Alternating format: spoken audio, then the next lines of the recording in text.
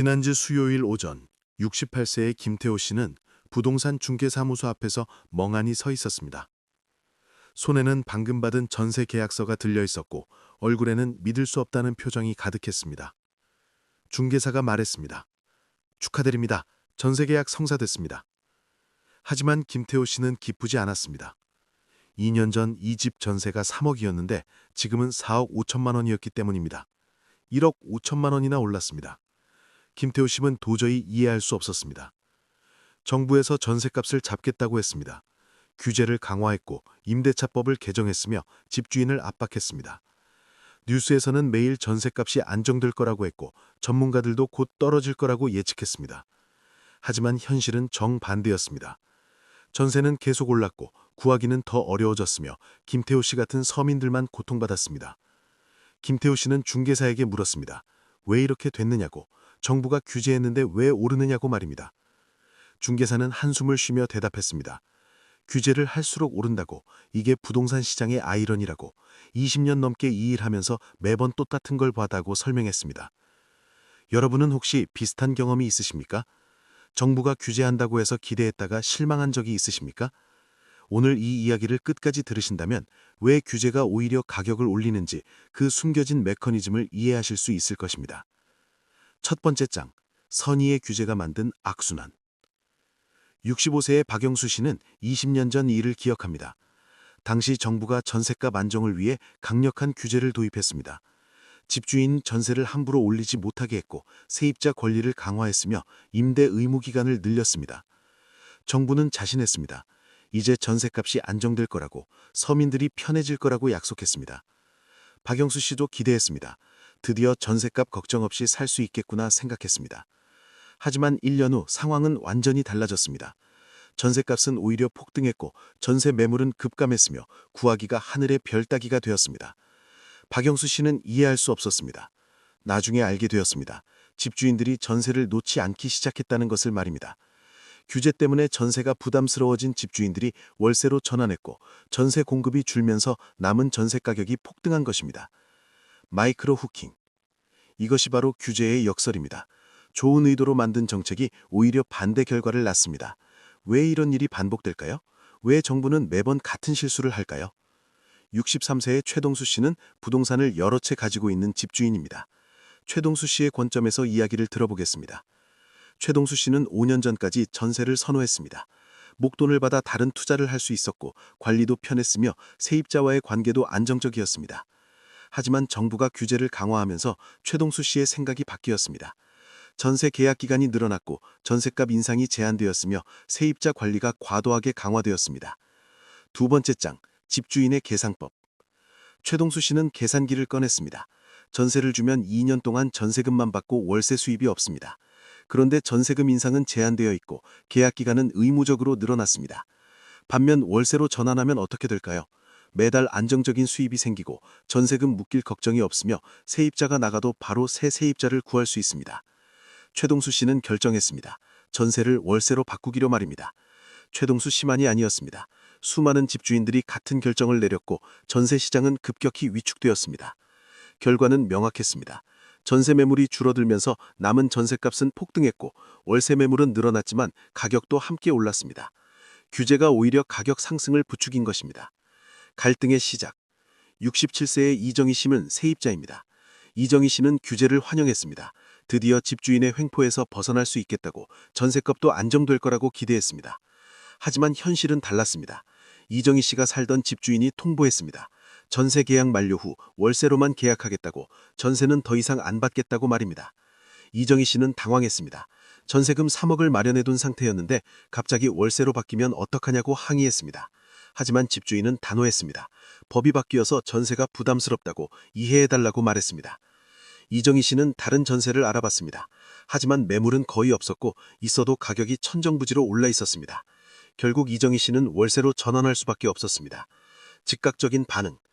이정희 씨는 분노했습니다. 정부를 믿었는데 배신당한 기분이었습니다. 규제가 서민을 위한 거라고 했는데 오히려 서민만 피해를 봤습니다. 이정희 씨는 주변 사람들에게 물어봤습니다. 모두 비슷한 경험을 했습니다.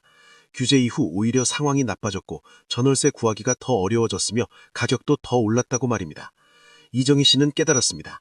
규제가 문제를 해결하는 게 아니라 오히려 악화시킨다는 것을 말입니다. 세 번째 장, 공급 감소의 법칙. 70세의 한미라 씨는 경제학을 공부한 적은 없지만 직관적으로 이해합니다.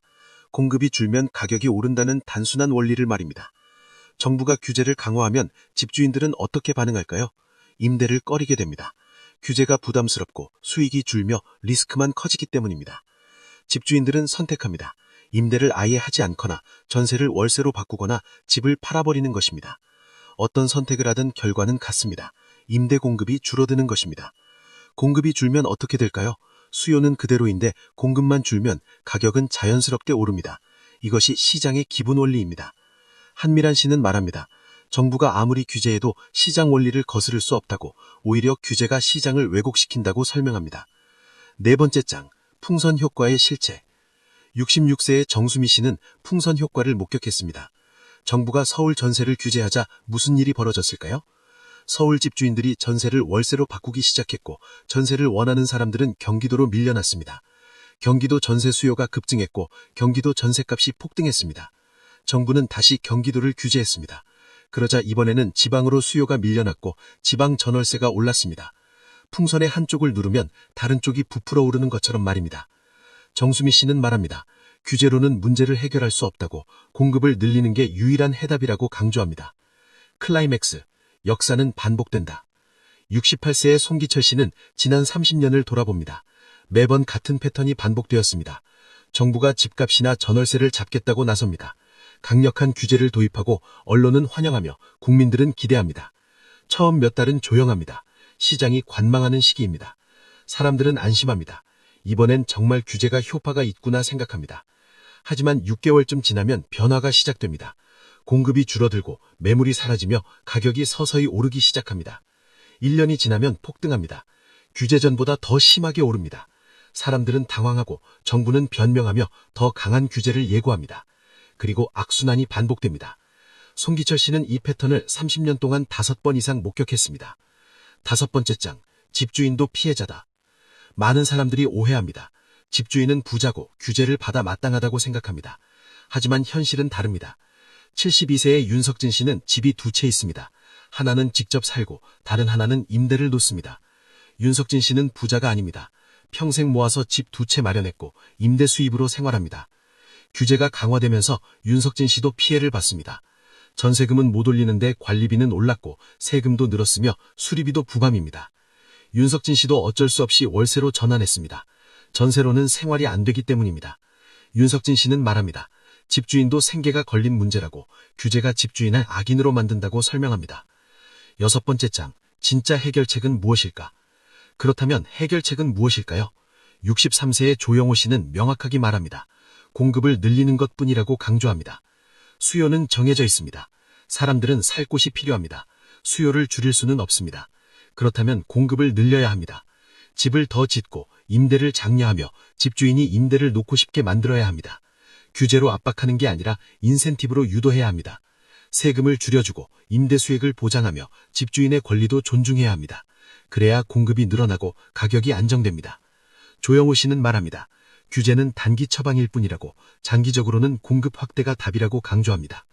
7번째 장, 개인이 할 수 있는 대비. 정부 발표를 믿을 수 없다면 개인은 어떻게 대비해야 할까요? 70세의 한복순 할머니는 현실적인 조언을 합니다. 첫째, 정부 발표를 맹신하지 마십시오. 규제한다고 해서 가격이 떨어질 거라고 기대하지 마십시오. 오히려 대비하십시오. 내 집 마련을 위해 준비하고 월세 시대에 적응하며 안정적 수입원을 확보하십시오. 정부를 믿는 것보다 스스로 준비하는 게 현명합니다. 그리고 기억하십시오. 마켓은 정부보다 강합니다. 규제는 일시적이지만 시장 원리는 영원합니다. 공급과 수요의 법칙은 어떤 규제로도 막을 수 없습니다. 이 이야기가 여러분의 현명한 판단에 도움이 되었기를 바랍니다. 그리고 혹시 주변에 전월세 고민하시는 분이 계시다면 이 영상을 공유해 주시기 바랍니다. 또한 이 내용이 유익하셨다면 구독과 좋아요를 눌러주시기 바랍니다. 여러분의 관심이 더 많은 시니어분들께 필요한 정보를 전하는 힘이 됩니다. 오늘도 건강하시고 현명한 선택으로 안정적인 노후 만들어 가시기를 진심으로 기원합니다. 감사합니다.